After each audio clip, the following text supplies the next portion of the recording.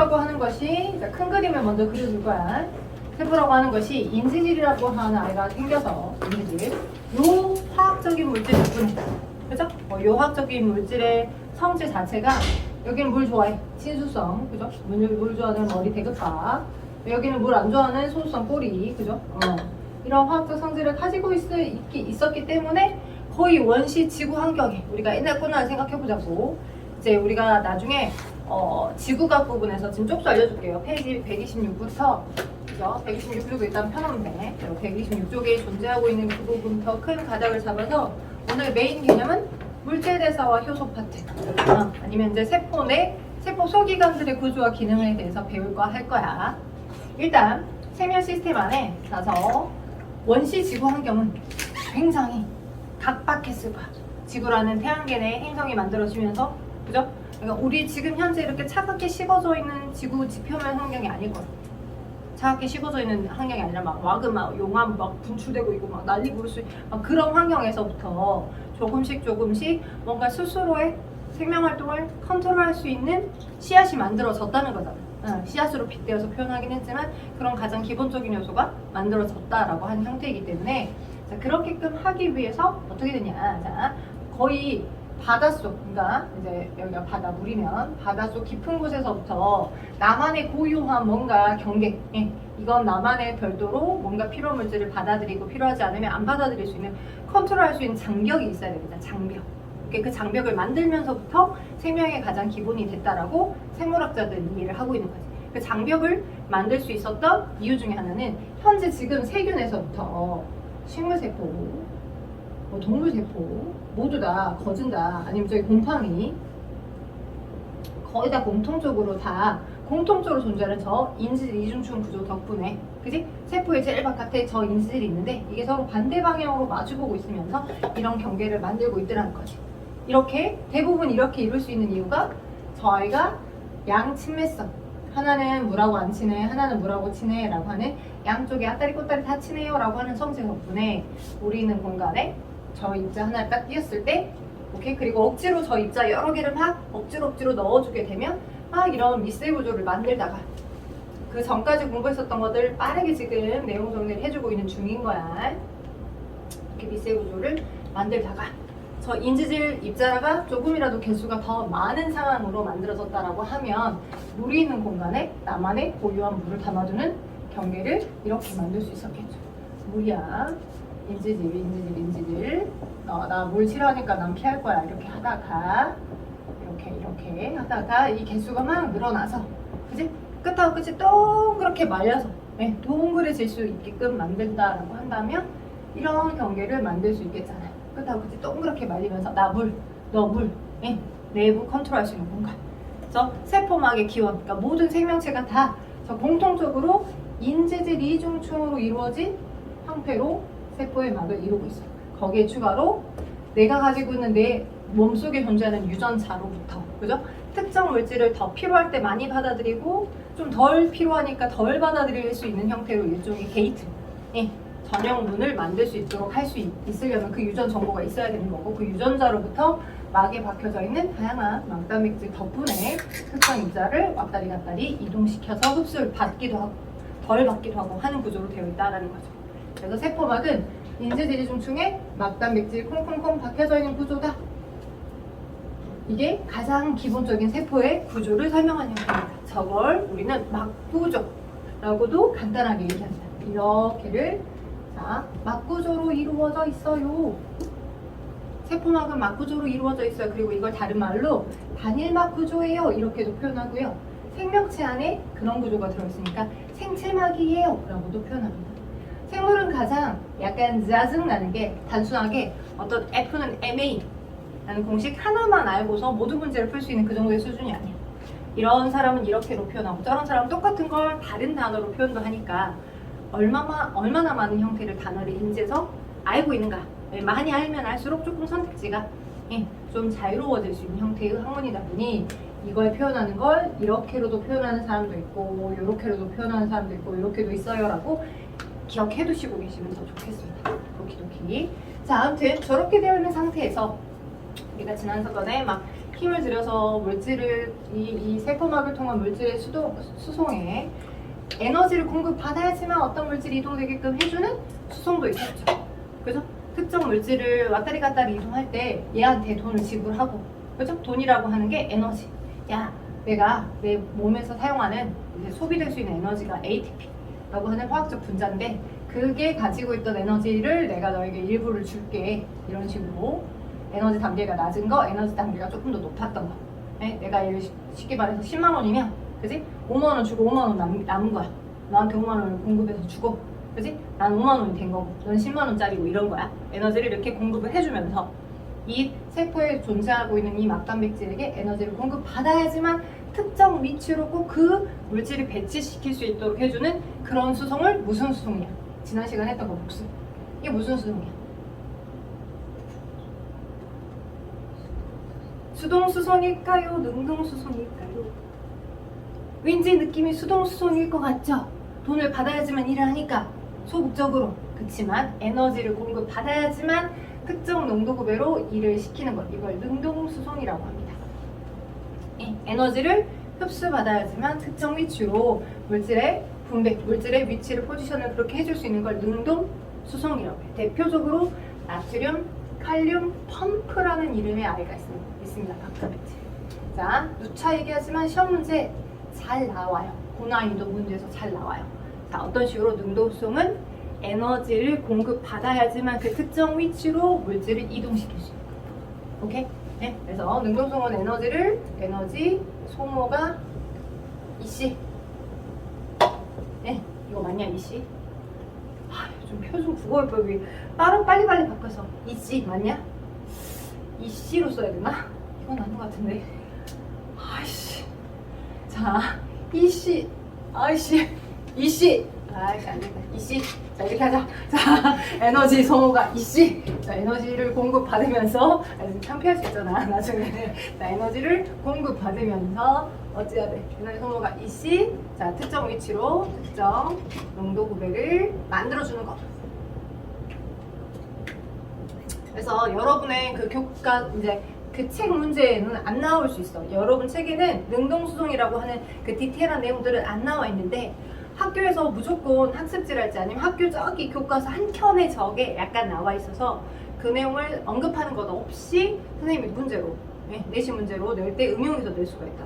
능동수송과 일반적인 지금 거의 메인으로 다루는 촉진확산, 단순확산, 그리고 삼초들을 막 섞어서 오케이. 그래서 능동수송이라는 형태도 있고요. 주로 이 교육과정에서 배우는 건 수동수송. 에너지를 공급받는 것 없이 그냥 뭐가 있으면, 농도 구배가 있으면, 농도차가 있어. 바깥과 안에. 안과 바깥. 여기가 1000이야. 뭐 지금 CO2 같은 아이. 여기는 이제 CO2가 1이야. 오케이? 그러면 안과 바깥에 농도 구배가 있잖아요. 그죠? 방향성이 정해진 건 아니야. 제일 중요한 거. 수동수송은 방향성이 정해진 건 하나 세포의 바깥에서 항상 세포의 안으로 들어와야 된다. 그거 아니라. 오케이? 수동수송은 그냥 농도가 특정 입자의 농도가 많은 곳에서 적은 곳으로 퍼져나가는 거야. 방향성이 고정된 건 아니야. 고정된 건 그것은 아니. 그래서 특정 입자가 많은 곳에서 특정 입자가 적은 곳으로 퍼져나가겠죠. 자, 이거 무슨 확산이었어요? 어디로 가겠어요? 여기 지금 안쪽에 1000 있었던 CO2가, 그지? 1밖에 없던 CO2가 있는 농도 쪽으로 이렇게 퍼지겠죠. 슝, 그죠? 오케이? 많은 곳에서 적은 곳으로. 그죠? 그래서 농도의 평형을 맞춰주기 위해서 그 특정 입자를 직접 가는 거. 근데 얘는 뭐야? 수용성 입자가 아니야. 지용성도 아니야. 무극성이야. 전하를 띄지 않아. 무극성. 전하를 갖지 않아. 그렇기 때문에 뭘 통해서? 그냥 인지지중총을 통해서만 가는 거야. 인지지중총을 통해서 직접 가는 거. 이게 무슨 확산이었어? 단순 확산. 그죠? 오케이. 자, 그럼 단순 확산이 있다면 당연히 이런 수용성 입자들, 포도당 같은 대표적인 OH 범벅이 되어 있는 이런, 그치? 주변에 물에 에워싸여져 존재하는 수용성 같은 입자들을 이동시킬 수 있게끔 해줘야죠. 포도당이에요. 자, 여기가 오고요. 빛번짐 때문에 잘 안 보일 수 있지만 여러분이 이제 많이 산화환원이라는 단어를 하시면서도 많이 보셔야 될 고리 구조로 되어 있는 포도당입니다. 대표적인 포도당. 식물이 과학상을 통해 스스로 만들어내는 것. 그리고 우리는 스스로 만들 수 없어서 여러분이 밥을 먹잖아요. 녹말. 그럼 그 밥이 소화기관을 거쳐서 소화돼서 혈액에 포도당의 형태로 돌아다녀요. 포도당의 형태. 네, 그래서 저 포도당이라는 연료, 에너지원들을 세포 안으로 흡수를 해줘야 될 때 저걸 이동시키고자 하는 뭐가 있어서 막단백질이 있어야지만 안으로 들어온다는 거죠. 포도당을 이동할 수 있는 친수성 물질이니까. 그래서 친수성 물질을 이동시키는 건 아지적질 확산되어 있습니다. 친수성. 그럼 친수성 물질에 뭐가 있을까? 그냥 친수성, 물하고 친한 입자라고 이렇게 여러분들이 많이 들어서 아시겠지만 친수성에 해당하는 대표적인 뭐 있을까? 포도당. 또 뭐 있을까? 아미노산. 또 어떤 거 있을까?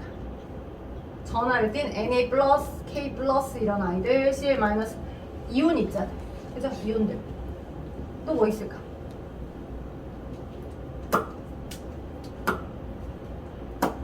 이온들이라고 합시다. 무기염류, 무기염류나 이온들 이런 거예요. 이온들 썼으니까 이런 거, 나트륨, 칼륨, 염화이온, 뭐 수소 이온들도 갈 거고, 칼슘 뭐 이런 거, 이런 것들 다 대체적으로 전하를 띠고 있는 입자들은 그걸 이동시킬 수 있는 특정 막단백질이 있어야 가져요. 근데 그 특정 막단백질이 에너지를 공급받아야지만 가는 것도 아니다라고 알려드리는 바입니다. 그래서 크게 전반적으로 능동과 수동수용에서 단순과 촉진을 했고요. 이 그래프에 또 기억나서 지난 시간에 뿅, 그 다음에 뿅 하다 뿅 가고 뿅 되는 거, 그죠? 오케이? 그래서 농도 9배가 오른쪽으로 증가할 때 이렇게 가다가 처음에 훨씬 더 잘 이동시키는 수 있는 거. 요 위 그래프가 무슨 확산? A 그래프가 단순 확산이니까 촉진 확산이니까 촉진 확산. 특정 입자를 이동시킬 수 있게끔 해주는 막단백질이 있으니까, 그지? 그 막단백질이 있다면 잘 이동할 거니까, 그죠? 그래서 A가 촉진 확산, B가 단순 확산이었었습니다. 오케이. 이것과 입장을 바꿔서 생각해 볼 거. 지난 시간에 오준희 군께서 혼자 막 버벅버벅 대렸던 부분이 3초죠, 3초. 그죠? 3초는 입장 바꿔 생각하면 돼. 다른 말로 얘기하면, 정확히 말하면 물의 확산이야. 물의 확산. 그러니까 물 입자로 따지면 물 입자가 많은 곳에서 적은 곳으로 퍼져나가는 거고, 그죠? 그럼 물과 어떤 용질이 섞여져 있는 용액의 농도를 생각해 보자. 그리고 세포막이라고 하는 것 자체가 무슨 특징을 가지고 있어서 반만 통과시키는 반투과성 막이었기 때문에 그게 가능한 거야. 오케이? 반투과성 막이라고 하는 건 아주 미세한, 그지? 얘가 나름 미세한 구멍이 있는 거야. 미세한 구멍이 있어서 용매 용질 두 개가 섞여 있을 때, 자, 아주 작은 용매들은 이동이 가능해. 그지? 근데 설탕처럼 용질은 이동이 불가해. 또 포도당 이동이 된다. 정확하게 말하면 포도당은 단당류여서 입자가 작으니까 이동이 가능한데, 근데 설탕은 이동이 불가해. 이당류라서 입자가 이렇게 두 개가 연결되어 있거든. 슉, 슉 이런 식으로. 오케이? 이당류이기 때문에 설탕은 이동이 불가능한 형태의 특징을 가지고 있는 게, 여러 개를 다 통과시킨 게 아니라 반만 통과할 거야. 이게 반투과성막이야. 세포막의 성향 자체로 얘기했을 때. 오케이? 그래서 농도 9배가 이렇게 U자간이 있고요. 최근에 숭덕고에서 시험 문제가 나왔는데 지금 작업하고 있거든요. 한번 나중에 문제 풀 때 그 넣어보게끔 할 거야. 실제 3초합을 계산하는 문제가 생명과학 2에 있어요. 근데 그걸 학습지에 설명해 주시고 간단하게 그냥 이렇게 집어넣고 수식대로 집어넣고 계산만 하면 돼 라고 해놨는데 시험 문제 서술형 10점짜리 오겠더라고요. 잔인해요. 거기 학교는 잔인해. 자, 아무튼 이렇게 돼서 여기 반투과성만 이렇게 있어요. 3투, 반투과성만, 반투과성만. 그리고 뿅뿅 같은 높이만큼 물하고 소금을 말고 물하고 설탕물을 놔뒀습니다. 물, 설탕물. 그러면 물, 설탕물. 자, 이때 이제 제가 3초 현상을 얘기하면서 저농도다, 고농도다 얘기하는 건 특정 입자의 농도를 얘기할 게 아니에요. 지금 얘는 특정 입자만 생각해서 얘가 더 많아요. 얘 입장만 본 거잖아요. 확산할 때는. 그죠? 얘 입장에서만 본 건데 그 아이가 섞여져 있는 여러 공간 전체 용액의 농도를 표현하는 거지. 그지? 그 특정 입자가 섞여져 있는 전체 공간 용액의 농도로 설명을 하다 보니까 설탕이 섞여 있는 상태고 여기는 설탕이 없잖아.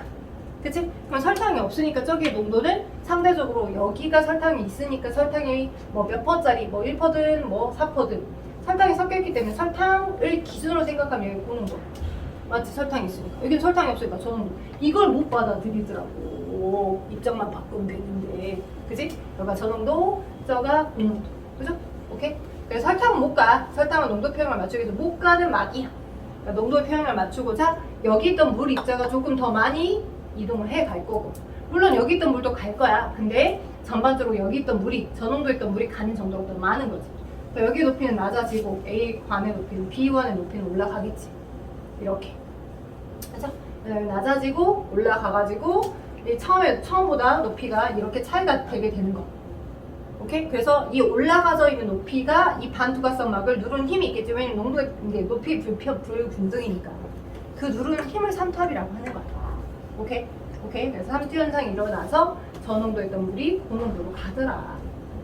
그리고 물이라고 하는 분자 입장으로 보자면 물이 많은 곳에서 물이 적은 곳으로 직접 가서 농도 평을 맞추는 거잖아. 그래서 그걸 물의 확산이라고 하더라 라고 받아들이시라고 지난 시간에 후루룩 짭짭짭 설명을 해드렸던 겁니다. 오케이? 그래서 저장액과 고장액에 대한 설명들을 해드렸고 그게 식물에서 일어날 때 그지? 아니면 동물에서 일어날 때 그 차이들을 설명해드려서 했고 오늘은 세포 소기관들을 좀 설명할 거라 아마도 거기 문제에서 보니까 지은이 거 책을 보니까 뒤에 있는 고난이도 문제가 혹시 138쪽에 3번, 4번 풀어졌나요? 수업 시간 같이 풀었던가요? 138쪽 3번, 4번 풀었어요. 오케이. 자, 그럼 조금 더 넘겨봐서 142쪽에 4번? 풀어졌나요? 풀어졌어요. 4번. 그 다음에 143쪽에 5번? 풀어졌나요? 안 됐나요? 5번? 그래요. 5번 난이도가 조금 높거든요. 시간을 좀 들여볼게요. 5번 한번 생각 한번 해보세요. 생각 한번 해보시죠. 5번.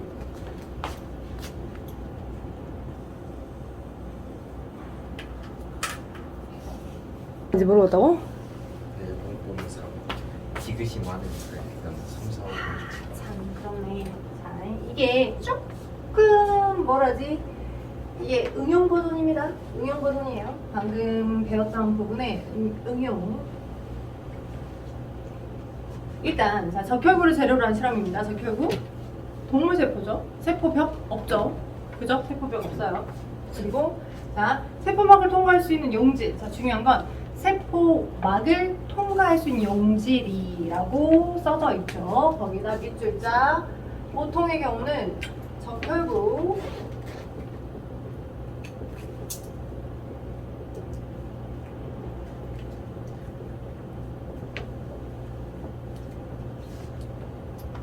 보통의 경우는 아까 설명한 것처럼 뭐가 없어? 그러니까 물만 통과할 수 있는 형태로 삼투압 문제를 구조화시켜. 그러니까 이제 설탕이 있고 설탕을 못 통과하는데 물만 가서 농도의 평을 맞춰줄 거야 라는 형태들로 많이 얘기하는 거에 비해 아까 선생님이 얘기했었잖아. 어떤 거? 포도당 같은 경우는 그치? 세포막을 통과해서 이동할 수도 있다고. 이런 용질이 지금 섞여 있는 거야. 오케이? 이런 용질이. 오케이? 그래서 세포막을 통과할 수 있는 용질이 적혈구 세포질의 농도보다 높은 농도로 들어있는 비커를 자, 그러니까 용질이 있어.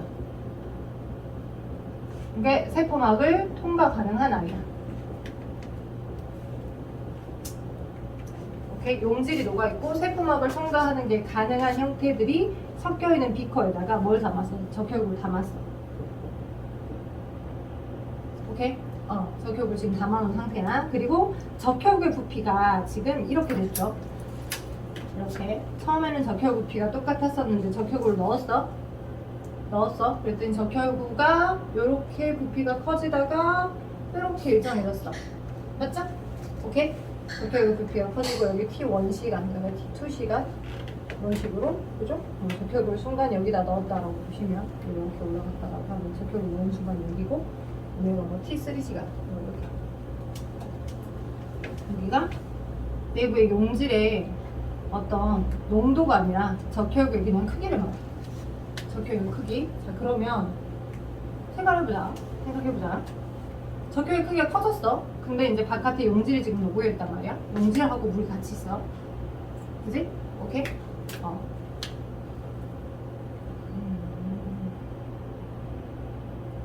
적혈구 부피가 커지려면 그죠? 적혈구 부피가 커지려면 어떻게 돼야 되지? 밖에 있던 물이 안으로 들어가야 되잖아. 그치? 밖에 있던 물이 안으로 들어가. 저농도에서 고농도로. 그치? 안으로 들어가. 맞죠? 그죠? 물이 바깥에서 안으로 들어가야 농도의 평형이 맞춰지는 형태였는데, 자, 근데 지금 보니까, 근데 그 처음에 제한된 가 부분의 보기에서 적혈구 세포막을 통과할 수 있는 용질이 적혈구의 세포질 농도보다 높은 농도로 들어있는 용액을 비커에 담은 상태잖아요. 자, 용질이 이동할 수 있는데 전체의 처음의 농도가 적혈구 세포질의 농도보다 높은 농도였었어. 네? 용질이 적혈구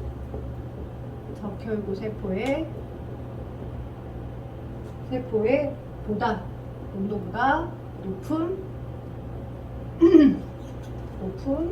농도로 들어있는 용액.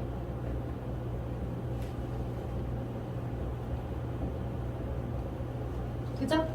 오케이? 그러니까 농도를 이용해서 표현하자면 여기가 고정액이었어. 맞죠? 적혈구 세포의 농도보다 높은 농도로 들어있는 용액이잖아요. 그죠? 여기가 고정액이었고 상대적으로 처음 스타트일 때 여기가 저장액이었다. 그죠? 오케이? 우리가 단순히 외운 걸로만 생각하면 저농도에서 고농도로 물이 이동하는 현상이 삼투 현상이니까, 그지? 그것만 생각하면 얘가 빠져나가서 부피가 줄어들어야 되는 것이 머릿속에 제일 첫 번째로 떠오를 거라고. 그죠? 그걸 그렇게 생각하라고 낸 문제야. 오케이? 너네가 생각하는 패턴을 읽어서, 그지? 기본적으로 삼투 현상을 그냥 단순 암기식으로 저농도에서 고농도로 물이 이동하는 현상이에요 라고 배웠기 때문에 여기 이 단어, 이 두 번째 줄을 보고 적혈구 세포의 농도보다 높은 농도로 들어있는 용액 고정액이고 너 저장액이니까, 그지? 그러면 물이 저에서 고로 빠져나가야 되겠다. 그럼 부피가 줄어야 되는데 팩트가 안 맞아. 부피가 줄은 게 아니잖아. 그치? 오케이? 그 얘기는 뭔 얘기였냐면, 그죠? 자, 부피가 늘어났다라는 건 뭐예요? 농도가? 그죠? 부피가 늘어났다라고 하는 건 분명 바깥에서 안으로 물이 유입되는 양이 유출되는 양보다 많았던 거야. 바깥에서 안으로 유입되는 양이 유출되는 양보다 많았던 거야. 그죠? 적혈구를 넣은 순간 어찌하여서 이 두 개 입장이 처음 스타트는 전반적으로 농도차가 이렇게 됐었어. 그죠? 처음 스타트는 이렇게 됐어. 근데 이 비커 안에다가 얘를 넣은 그 순간에, 그지? 물이 각각의 전체적인 농도의 구애를 맞추려고 우리가 기본적으로 기억했던 저에서 고로 물이 이동합니다 라고 하는 그 현상은 팩트야. 오케이? 근데 이거 두 입자를 바꿔 생각해 보자고요. 처음에는 이 비커 속에 있었던 얘가 용질이 더 많이 들어있고, 그죠? 얘 쪽에 있던 것보다 용질이 훨씬 더 많이 들어있어서 얘가 전체가 고장액이었었는데, 시간 흐름에 따라 전체 적혈구의 부피가 이렇게 더 커질 수 있었던 이유를 설명을 해야 할 거네. 이게 팩트니까. 이게 팩트적으로 얻어진 결과값이니까. 그걸 설명하도록 여러분은 뭘 제안할 거야? 어떤 아이를 꺼내면 돼? 용질도 이동이 일어날 수 있다. 적혈구 세포막을 통과할 수 있는 용질이었다. 그죠? 오케이? 그니까 어떻게 된 거야? 늦자마자 물이 삼투 현상을 일으켜서 이동하는 그것의 빠르기, 그 속도들보다 용질 자체가, 여기 있던 용질이 훨씬 더 빨리빨리 여기에게 퍼져 들어가서, 그쵸?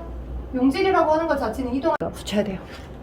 자, 다시 일반적으로 삼투 현상을 단순 암기로 기억하시는 분들을 착출해내기 위한 문제야. 쉽게 말하면 삼투 현상을 그냥 단순히 그래 세포막이 있고, 그지? 저농도 고농도 용액 전체 농도로 따졌을 때 저농도였던 물이 고농도로 가서 농도의 평을 맞추는 것이 삼투야 라고 단순히 외우는 특징들의 친구들을 찾아내기 위해서 문제를 나름 머리를 써서 낸 거야.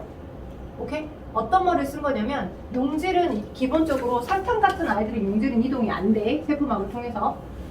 오케이? 근데 포도당 같은 아이들은 이동이 가능한 용질이라고.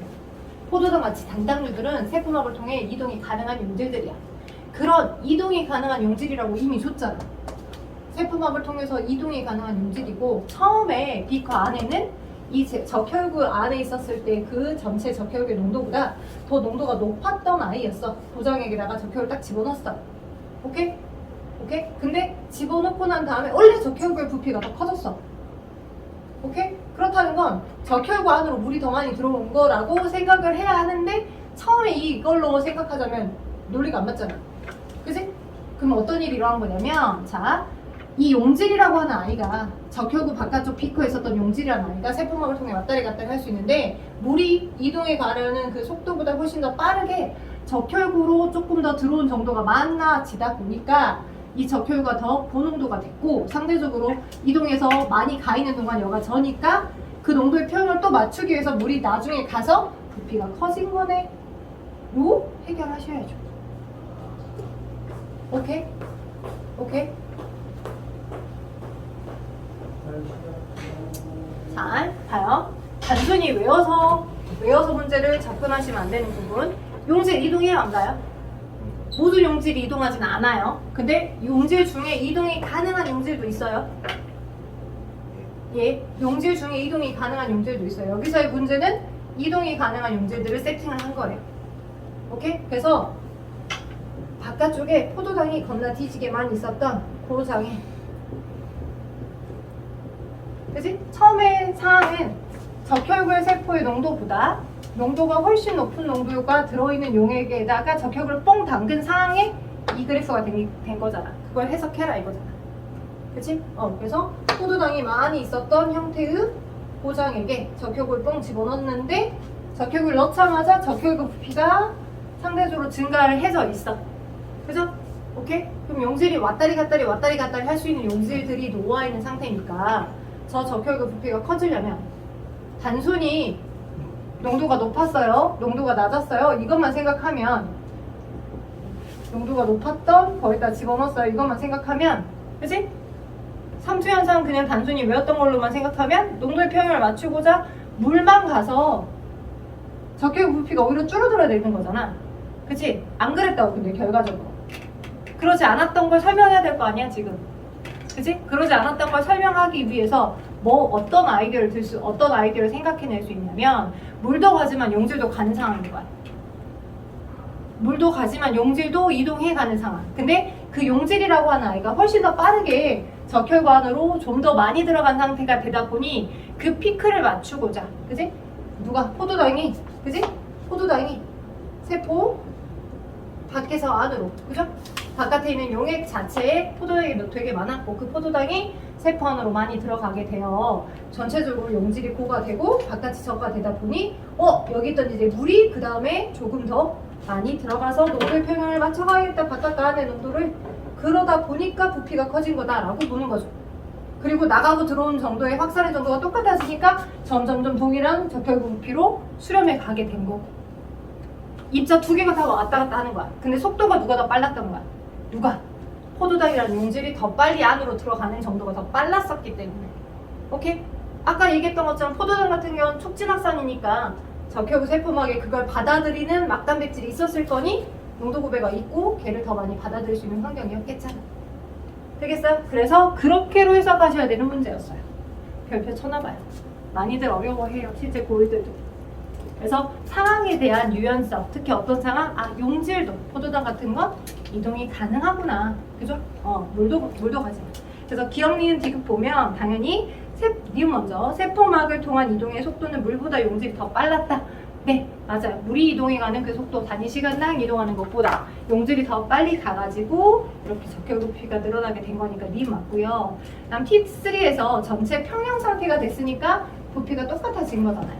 그죠? 적혈구 내부의 농도와 그 용액의 농도, 비커 바깥의 용액의 농도의 상황이 똑같아진 지점이 안과 바깥의 평형 상태, 삼투 압력이 똑같은 상태라고 볼 수가 있겠죠. 그래서 T3일 때 적혈구 내부의 삼투압과 바깥의 삼투압이 똑같아요 라고 볼 수 있어요. 니은 디귿 맞고요. 그럼 T1에서 T2 동안 적혈구 내 삼투압은 증가한다라고 볼 수 있을까? 삼투압이 적혈구 내 농도가 증가한다라고 볼 수 있을까? T1에서 T2까지 이거는 이제 부피가 증가하고 있는 거잖아. 그치? 부피가 증가하고 있는 건 그 전에 이미 용질이 많이 들어왔고 적혈구 안으로 물이 들어오고 있는 거니까. 그치? 그럼 삼투압이 증가했다라고 볼 수 있을까? 삼투압은 쉽게 말하면 농도야, 농도. 삼투압이라는 단어를 농도로 바꾸면 낮아지는 거지. 물이 유입되면서 적혈구 부피가 커지고 있는 거니까. 그지? 물이 T1에서부터 T3, T2까지 물이 유입되는 정도가 더 많아지면서 적혈구 부피가 커지는 거니까 적혈구 내부의 삼투압이란 단어를 무엇으로 바꿔도 해석이 가능한 농도. 그럼 농도는 똑같아지고 농도는 물이 유입되고 있으니까 희석되고 있는 상태니까 적혈구 입장에서 낮아지고 있는 거죠. 자, 그럼 잠시 쉬셨다가 제가 삼투라고 하는 물질의 이동까지 설명했으니까 세포막을 통한 물질의 세포 내 소기관들에 대한 설명들을 그 다음 시간에 바로 이어서 할게요.